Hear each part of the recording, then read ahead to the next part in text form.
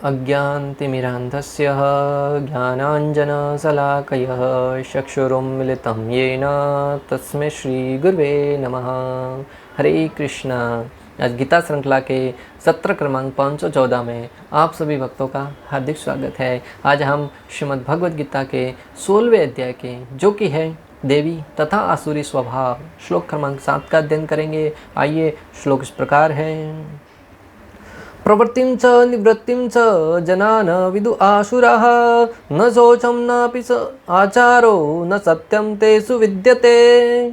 अर्थात भगवान श्री कृष्ण कहते हैं कि जो आसुरी हैं वे यह नहीं जानते कि क्या करना चाहिए और क्या नहीं करना चाहिए। उनमें न तो पवित्रता, न उचित आचरण और न ही सत्य पाया जाता है।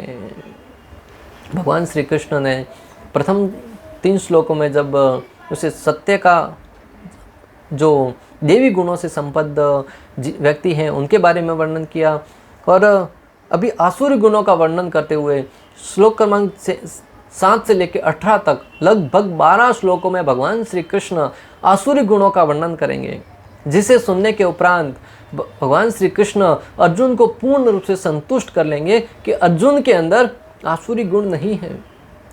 अर्जुन के अंदर आसुरी गुण नहीं थे, फिर भी वो उनको दूर करने के लिए यथासंभव प्रयास कर रहे थे। और दूसरी तरफ ये सब श्रवण करने के उपरांत भी भक्तों, हम पूर्ण रूप से आसुरी गुणों से ओतप्रोत हैं, समस्त प्रकार के कलमश हमारे हृदय में भरे पड़े हैं, फिर भी उनको दूर करने की बजाय उन अवगुणों को हम दूसरों के अंदर झांक कर उनके अंदर से दूर करने का प्रयास करते हैं।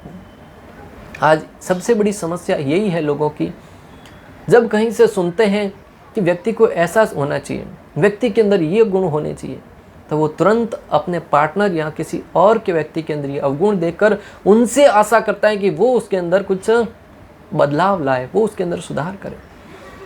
प्राय देखा जाता है पति पत्नी जब कई कथा सुनने जाते हैं, सामने व्यासपीठ पर बैठे हुए, आसन पर बैठे हुए कथावाचक हैं, जब कहते हैं कि स्त्रियों को अपने पति की इस प्रकार सेवा करनी चाहिए, पत्नी को समस्त प्रकार से सब कुछ त्याग कर समर्पण भाव से अपने पति की सेवा करनी चाहिए, यही पत्नी के लिए धर्म बताया गया है। पत्नी को माता सीता की भांति अपने पति के ऊपर पूर्ण रूप से आश्रित होते हुए पूर्ण रूप से सती व्रत पालन करना चाहिए। सत्यवती की कथा सुनते हैं, जब स्त्रियों के ऐसे गुणों के बारे में वर्णन कथावाचक कर रहे होते हैं, तब दूसरी तरफ बैठे हुए पति पुरुष हैं, वो अपनी पत्नी की तरफ आशा भरी निगाहों से देखते हैं और उनके अंदर झांक कर देखने का प्रयास करते हैं कि पत्नी, तुम्हारे लिए ये सब बोला जा रहा है, तुम्हें ये सारे के सारे गुण अपने अंदर विकसित करने की आवश्यकता है। परंतु वो पुरुष यह नहीं देख पाता कि जो सत्यवती ने जो आचरण किया उसके लिए सत्यवान जैसा पति भी होना आवश्यक है। माता सीता ने जो आचरण किया उसके लिए प्रभु श्री रामचंद्र जैसा पति भी होना आवश्यक है। और दूसरी तरफ जब पतियों के बारे में, पुरुषों के बारे में वर्णन करते हैं कि पुरुष को प्रभु श्री रामचंद्र की बात ही मर्यादा पुरुषोत्तम होना चाहिए, तब माताएं, स्त्रियां अपने पति की तरफ देखकर यह चाहती हैं कि उनके अंदर ये गुण होने चाहिए। दुविधा वहीं से प्रारंभ होती है दाम्पत्य जीवन में भक्तों की। एक सहयोगी अपने पार्टनर से ये इच्छा रखता है कि वो अच्छे गुण सारे के सारे उसके अंदर हो। अगर दोनों अपने अंदर झांक कर अच्छे गुणों का विकास करने का प्रयास करेंगे, दाम्पत्य जीवन न सिर्फ सुखी होगा बल्कि भक्ति वर्धन करने वाला होगा, एक दूसरे का सहयोग करता हुआ अपने बच्चों के लिए भी एक प्रेरणा का स्रोत बनेगा। आज की तारीख में झगड़े ज़्यादा से ज़्यादा इसी के कारण होते हैं कि लोग एक दूसरे से संतुष्ट नहीं हैं। और संतुष्ट नहीं होने का कारण क्या है भक्तों? दूसरों से अपेक्षा लगाए बैठे हैं, स्वयं के अंदर सुधार लाना नहीं चाहते हैं, स्वयं के अवगुण है वो देख नहीं पाते हैं, और दूसरों के सद्गुण है उनको भी अवगुण के रूप में देख कर उनको सुधारने का प्रयास करते हैं। और वहीं से भले वो पारिवारिक हो, भले वो सामाजिक हो, भले वो देश का हो, हर जगह वही झगड़ा होना प्रारंभ होता है।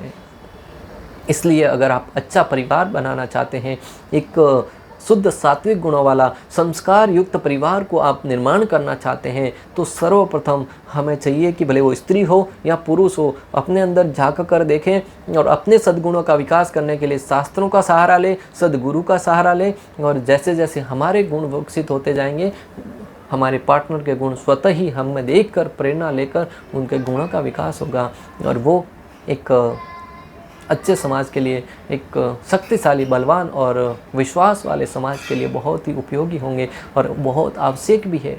आज की तारीख में हम देख रहे हैं कि एक दूसरे के प्रति असंतोष का भाव है, एक दूसरे के प्रति असम्मान का भाव है, एक दूसरे के प्रति जो श्रद्धा का भाव है वो कम होता जा रहा है। और उसके लिए हमें विश्वास जगाने के लिए, सम्मान जगाने के लिए, आत्मसम्मान बढ़ाने के लिए हमें शास्त्रों का सहारा लेना बहुत आवश्यक है। अन्यथा वक्तों हमारा जीवन, हमारा भविष्य अंधकार की तरफ जाता रहेगा और उसके लिए एकमात्र उत्तरदायी हम होंगे और इसके लिए हमें अगले जीवन में उसका दंड भी भुगतना पड़ सकता है। इसलिए भगवान श्री कृष्ण यहाँ पर अर्जुन को आसुरी गुणों का वर्णन करते हुए कह रहे हैं कि आसुरी व्यक्ति यह नहीं जान पाते कि धर्म क्या है जिसे किया जाना चाहिए और अधर्म क्या है जिसे नहीं करना चाहिए। कई बार तो आसुरी प्रवृत्ति इतनी प्रवृत्त हो जाती है दुर्योधन की बातें कि वो जानते हुए कि धर्म क्या है और अधर्म क्या है, वो धर्म का पालन नहीं कर पाता और अधर्म को छोड़ नहीं पाता। महाभारत का दृष्टांत भक्तों, जहां पर दुर्योधन स्पष्ट रूप से भगवान श्री कृष्ण से कहते हैं, हे श्री कृष्ण, मुझे पता है कि धर्म क्या है परंतु मैं उसका पालन नहीं कर पा रहा हूं, और मुझे पता है कि अधर्म क्या है परंतु मैं उससे निवृत्त नहीं हो पा रहा हूं। आज भी दुर्योधन की मानसिकता वाले अनेक लोग हैं जो जानते हैं कि ये करना गलत है, फिर भी उसको जानबूझकर करते हैं और जब पकड़े जाते हैं तो अनेक प्रकार के बहाने बनाकर उससे बचने का प्रयास करते हैं। लोगों को पता है कि लेट नहीं जाना चाहिए किसी भी क्लास में, भले वो विद्यालय हो या ऑफिस हो, परंतु फिर भी जाते हैं और जब बॉस उसके लेट आने का कारण पूछते हैं तब कहते हैं ट्रेन खराब हो गई, ट्रेन नहीं मिला, या गाड़ी खराब हो गई थी, या सवेरे उठ नहीं पाया। ये सारी की सारी दुविधा हमारी है, हमें समय पर पहुंचना चाहिए, उसके लिए थोड़ा जल्दी निकलना चाहिए। परंतु उस अवस्था में व्यक्ति गलती स्वीकार नहीं करता, वो अन्यों के सर पर ही उसका दोष है वो बढ़ने का प्रयास करता है। वो एक दूसरे के मध्य, बॉस और सेवक के मध्य असंतोष का भाव जागृत करता है। वैदिक आदेशों का पालन करने के लिए उनकी कोई बाह्य और आंतरिक शुद्धता नहीं है। एक महत्वपूर्ण कारण ये भी है भक्तों कि वैदिक सिद्धांतों का पालन करने के लिए आंतरिक और बाह्य शुद्धता होना बहुत आवश्यक है। प्राय आप देखा गया है कि जो इस्कॉन के भक्त हैं वो दिन में 2 बार 3 बार तक नहा लेते हैं। एक दिन में भी अगर थोड़े से आराम करके सोकर उठ गए तो वो नहा लेते हैं। और प्राय देखिए दूसरे लोग हैं जो विदेशों में ऐसा माना जाता है कि 7-7 दिन तक नहीं नहाते हैं लोग।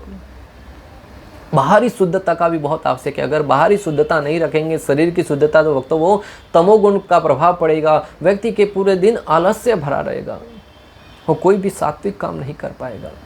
विदेशों में श्रील प्रभुपाद जी ने बहुत बल दे देकर उनको नहाने के लिए प्रेरित किया। 7 दिन तक मात्र सेंट मारकर, किसी प्रकार का परफ्यूम यूज कर करके 7-7, 10-10 महीना भर नहाते नहीं थे। और भारत में तो ये प्राय देखा जाता है कि लोग प्रतिदिन सवेरे उठकर कोई भी व्यक्ति प्राय नहा लेता है, शुद्ध हो जाता है और उसके उपरांत ही अपने दैनिक कार्य प्रारंभ करता है। बाहरी शुद्धता के साथ साथ आंतरिक शुद्धता भी करना बहुत आवश्यक है। आज लोग बाहर से तो नहा लेते हैं परंतु आंतरिक गंदगी भरी पड़ी रहने के कारण उसके विचारों से जब बोलता है, करता है, तब वो हमें स्पष्ट रूप से दिखता है कि उसके अंदर कितनी सुधार की आवश्यकता है।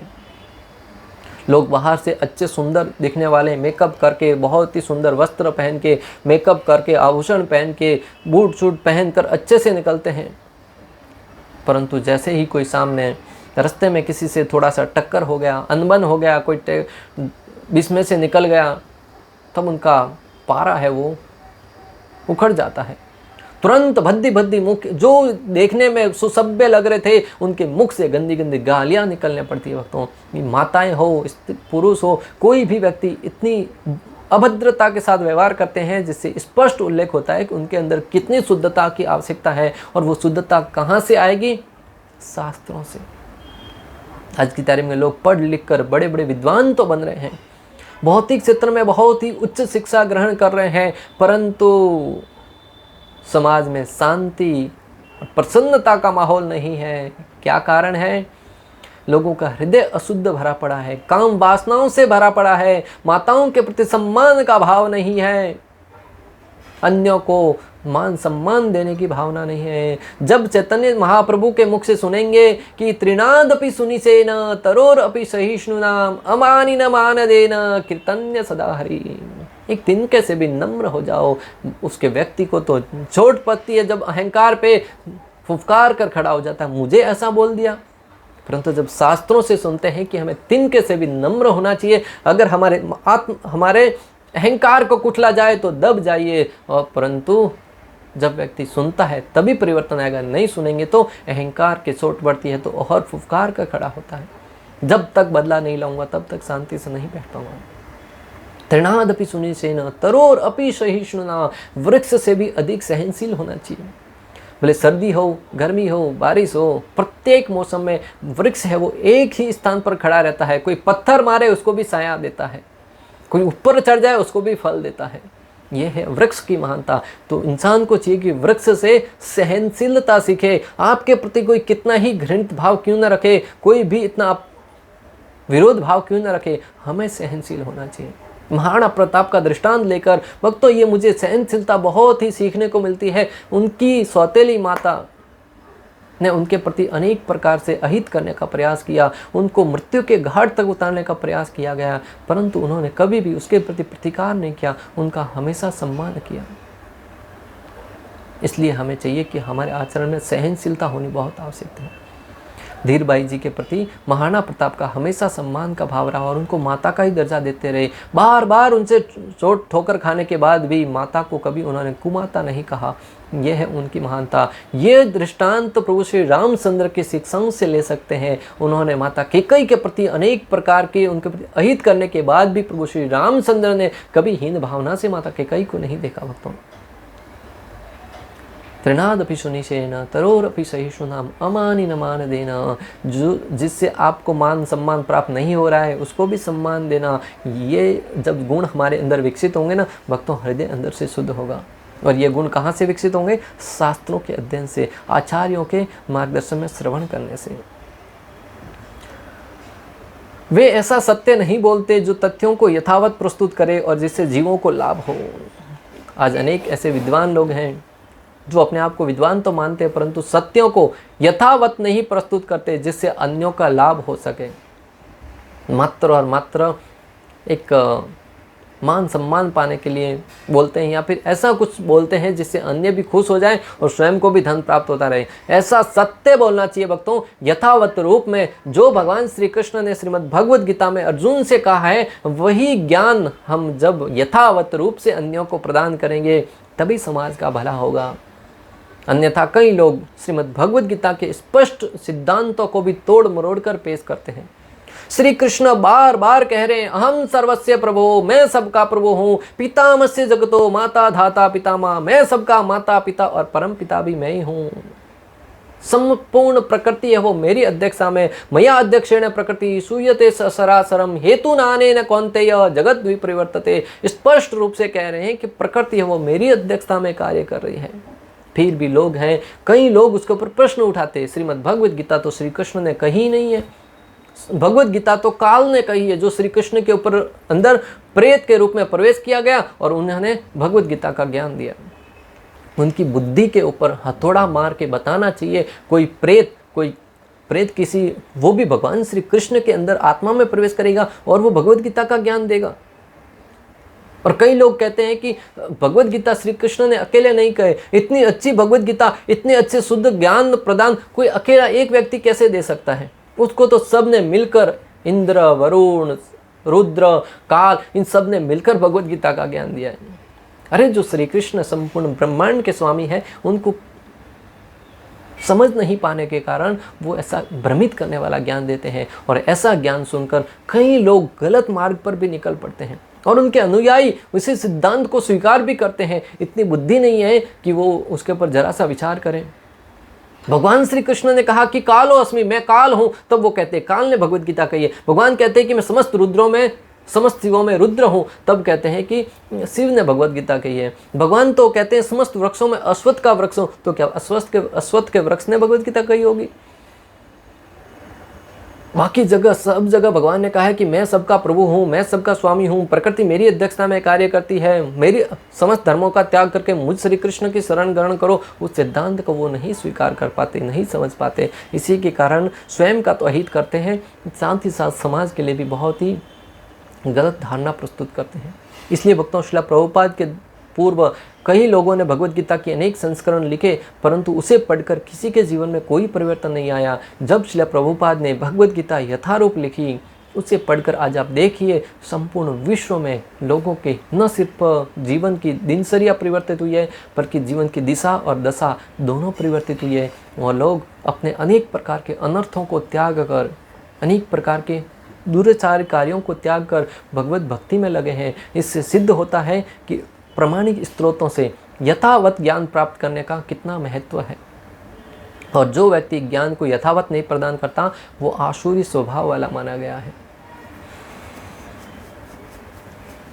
उनकी शिक्षा गिद्दड़ और गिद्धों के शोर के समान होती हैं। बलदेव विद्याभूषण जी लिखते हैं कि जो ज्ञान को यथावत प्रस्तुत नहीं करते, उनके ज्ञान, उनका बोलना है वो गिद्दड़ और गिद्धों के भौंकने के समान है। गिद्ध भौंकते हैं तो मात्र और मात्र दूसरों को परेशान करने के लिए। उनकी आवाज़ को सुनकर लोग हैं वो दुखी होते हैं, कानों में दुख होता है। उसी बात ही ऐसे लोग जो भगवत गीता के ज्ञान को सही ढंग से प्रस्तुत नहीं करके उनके ज्ञान को सुनकर लोगों के अंदर अनेक प्रकार की भ्रांत धारणाएं उत्पन्न होती है, वो उनके दुख का कारण बनती है। तात्पर्य, प्रत्येक सभ्य मानव समाज में कुछ आचार संहिताएं होती हैं जिनका प्रारंभ से पालन करना होता है। विशेषतया आर्यगण जो वैदिक सभ्यता को मानते हैं और अत्यंत सभ्य माने जाते हैं, इनका पालन करते हैं, किंतु जो शास्त्रीय आदेशों को नहीं मानते वे असुर समझे जाते हैं। मानव समाज का जैसे अवतरण हुआ, भगवान ने उनके लिए कुछ विशेष प्रकार के नियम कानून बनाए। जो उन नियमों के आधार पर कार्य करता है उसको देवी प्रवृत्ति वाला माना जाता है, और जो नियमों के अनुसार कार्य नहीं करता उसे आसुरी प्रवृत्ति वाला माना जाता है। प्राय इस भौतिक जगत में भी देखिए भक्तों, जिस देश में हम रहते हैं उसकी सरकार कुछ नियम लाती है, ट्रैफिक से संबंधित हो या किसी भी क्षेत्र से संबंधित हो, उस नियमों का जो पालन करता है वो अच्छा नागरिक माना जाता है, और जो उन नियमों का पालन नहीं करता है उसे दंड दिया जाता है, उसे जेल में भेजा जाता है, उसे आतंकवादी कहा जाता है। इसी प्रकार जो भगवान की सत्ता को चुनौती देता है, भगवान के नियमों का पालन नहीं करता, उसे असुर की संज्ञा दी जाती है। इसीलिए यहाँ कहा गया है कि असुरगण न तो शास्त्रीय नियमों को जानते हैं, न उसमें इनके पालन करने की प्रवृत्ति पाई जाती है। उनमें से अधिकांश इन नियमों को नहीं जानते, और जो थोड़े से लोग जानते भी हैं उसमें इनके पालन करने की प्रवृत्ति नहीं होती। उन्हें तो वैदिक आदेशों में कोई श्रद्धा नहीं होती, न ही वे उनके अनुसार कार्य करने के इच्छुक होते हैं। असुरगण न तो बाहर से न भीतर से स्वच्छ होते हैं। मनुष्य को चाहिए कि स्नान करके, दंत मंजन करके, बाल बनाकर, वस्त्र बदलकर शरीर को स्वच्छ रखे। जहाँ तक आंतरिक स्वच्छता की बात है, मनुष्य को चाहिए कि वह सदैव ईश्वर के पवित्र नामों का स्मरण करे और हरे कृष्ण महामंत्र का कीर्तन करे। असुरगण बाह्य तथा आंतरिक स्वच्छता के इन नियमों का न तो चाहते हैं न ही इनका पालन करते हैं। श्रील प्रभुपाद असुरों के गुणों का वर्णन करते हुए यहाँ पर कह रहे हैं कि असुर गुण न तो बाहर से शुद्ध होते हैं न ही अंदर से शुद्ध होते हैं। मनुष्यों के लिए इतना तक कहना पड़ रहा है श्रील प्रभुपाद को कलयुग के लोगों की दुर्दशा को देखकर कि व्यक्ति को चाहिए कि नहा धोकर, बाल कटवाकर, दातुन ब्रश करके स्वच्छ रहकर अपने जीवन को बाहर से शुद्ध रखें। क्योंकि प्रभुपाद जी ने देखा था पाश्चात्य जगत के लोग उस समय में नहाते नहीं थे, कई कई दिनों तक बाल नहीं कटवाते थे और ब्रश तक नहीं करते थे। इस अशुद्धता को उन्हें देखकर घृणा होती है, गंध आती है। इससे शुद्ध होने के लिए श्रील प्रभुपाद परामर्श दे रहे हैं और हृदय की शुद्धि के लिए हरे कृष्ण महामंत्र करने का परामर्श दे रहे हैं। जहाँ तक आचरण की बात है, मानव आचरण का मार्गदर्शन करने वाले अनेक विधि विधान हैं, जैसे मनु संहिता में मानव जाति का अधिनियम है। जहाँ तक आचरण की बात है भक्तों, मानव समाज में आचरण करने के लिए अनेक प्रकार के शास्त्रों में वर्णन आता है। जैसे मनु संहिता में एक मनुष्य को किस प्रकार जीवन निर्वाहन करना चाहिए, आज कलयुग में लोग प्राय मनु संहिता को गलत तरीके से लेते हैं और कई लोगों ने इसको गलत तरीके से पेश भी किया है, परंतु जब हम प्रामाणिक आचार्यों के मार्गदर्शन में इसको समझने का प्रयास करेंगे तब पाएंगे कि वो सिद्धांत पूर्ण रूप से शुद्ध है, सत्य है। अगर उनका पालन करेंगे निश्चित रूप से व्यक्ति उनके मनोभाव को समझ पाएगा। इस प्रकार श्लोक क्रमांक 7 का भक्ति वेदांत तात्पर्य पूर्ण हुआ। अंत तक हमारे साथ बने रहने के लिए आप सभी का हृदयपूर्वक प्रेम पूर्वक बहुत बहुत धन्यवाद। श्रील प्रभुपाद की जय। श्री श्री राधा गोपीनाथ भगवान की जय। श्रीमद् भगवद गीता की जय। हरे कृष्णा कृष्ण कृष्ण हरे हरे, हरे राम राम राम।